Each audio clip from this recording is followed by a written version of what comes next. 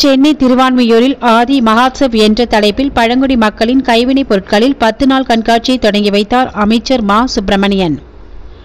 பழங்குடி கூட்டுறவு சந்தைப்படுத்துதல் மேம்பாட்டு கூட்டமைப்பு இந்திய லிமிடெட் அமைப்பு சார்பில் நாடு சார்பில் பல மாநிலத்தில் இருந்து இருந்த பழங்குடியினரின் கைவினை கைத்தறி உணவு வகைகள் வர்த்தகம் மற்றும் பாரம்பரிய கலை கண்காட்சி ஆதி மஹோத்சவ் என்ற தலைப்பில் திருவான்மியூரில் உள்ள கலாதேஷாவில் நவம்பர் 15 முதல் நவம்பர் 25 வரை நடைபெறுகிறது.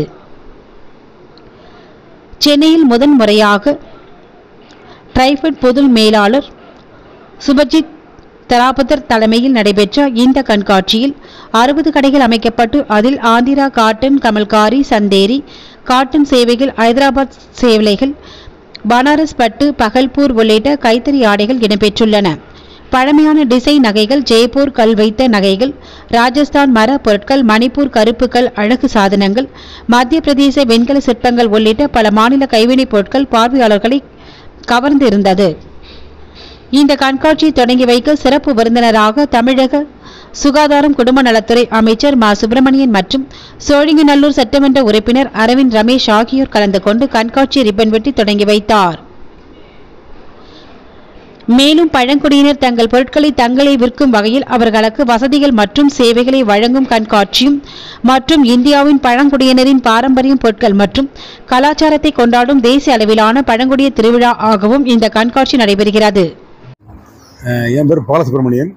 நான் ட்ரைஃபெட்னு ஒரு ஆர்கனைசேஷனில் ஒர்க் பண்ணுறேன். இது வந்து எங்கன்னா மினிஸ்ட்ரி ஆஃப் ட்ரைபல் அஃபேர்ஸ் கீழே tribal cooperative marketing development division of India limited, அது ஃபுல் ஃபார்ம் ட்ரைஃபெட் உள்ளது. இது வந்து ஹெட் ஆஃபீஸ் வந்து டெல்லியில் இருக்குது. நாங்கள் வந்து ரீஜனல் ஆஃபீஸு.